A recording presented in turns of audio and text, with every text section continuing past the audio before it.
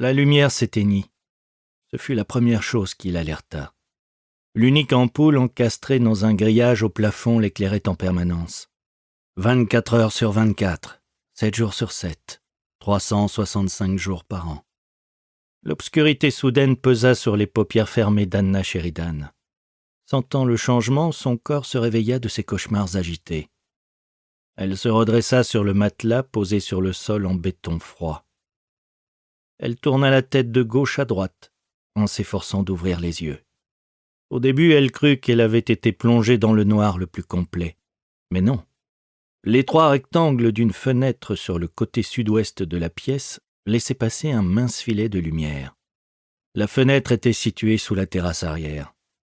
Filtrant à travers les barreaux de fer, très peu de lumière du jour se frayait un chemin jusqu'ici. Elle s'y était habituée.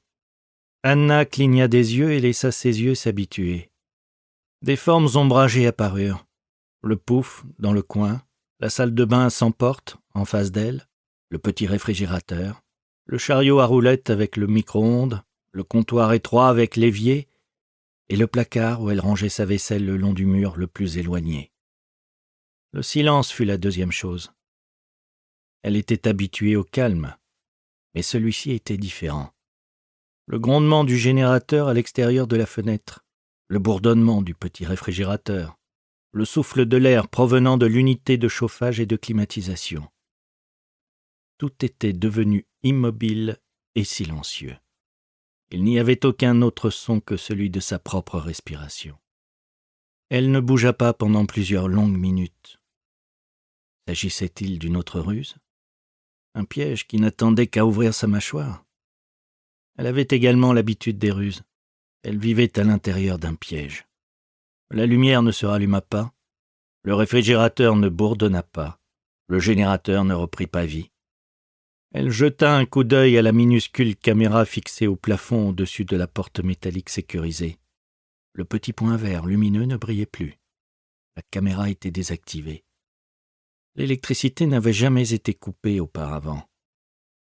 Il venait souvent vérifier, pour s'assurer que tout fonctionnait et restait en parfait état. L'électricité, l'eau, le chauffage, la caméra, le système de sécurité. Le générateur la maintenait en vie. Il la maintenait aussi enfermée. Elle repoussa lentement ses deux couvertures et se leva du matelas dans le coin de la pièce. Ses pieds nus entraient en contact avec le sol en béton glacial, mais elle le remarqua à peine. Son esprit tournait et tourbillonnait tandis que des pensées confuses ricochaient contre son crâne. Rien n'avait de sens. Pourquoi y avait-il eu une coupure de courant? Avait-il oublié de réalimenter le générateur? S'agissait-il d'autre chose, comme un orage ou une surtension? Quand le courant reviendrait-il? Reviendrait-il? Allait-il savoir qu'il y avait eu une coupure de courant et allait-il venir la voir? Parfois il venait tous les 7 jours.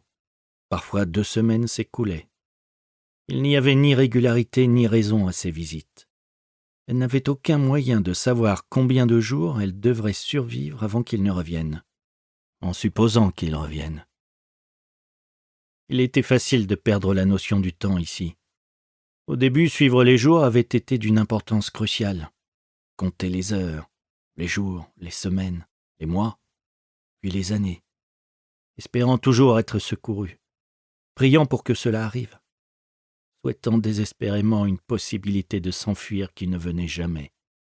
Elle regarda le calendrier qu'elle avait fait à la craie sur le mur au-dessus du matelas. Il faisait trop sombre pour qu'elle puisse les voir, mais les images surgirent dans sa tête aussi claires que le jour. Elle avait regardé ces marques émoussées des centaines, voire des milliers de fois. Elle savait qu'il faisait jour à cause de la lumière grise et terne. Mais quel jour? Quel mois? Novembre? Décembre? Ou même plus tard? Quand avait-elle cessé de tenir les comptes? Seulement quelques semaines. Non, plus longtemps que ça. Peut-être même des mois. Son esprit était embrouillé et brumeux, comme s'il avait été bourré de coton. Elle avait du mal à avoir les idées claires. C'était de plus en plus difficile avec chaque jour qui passait, chaque jour qui l'éloignait de ce qu'elle était et l'aspirait plus profondément dans cet enfer sans fin.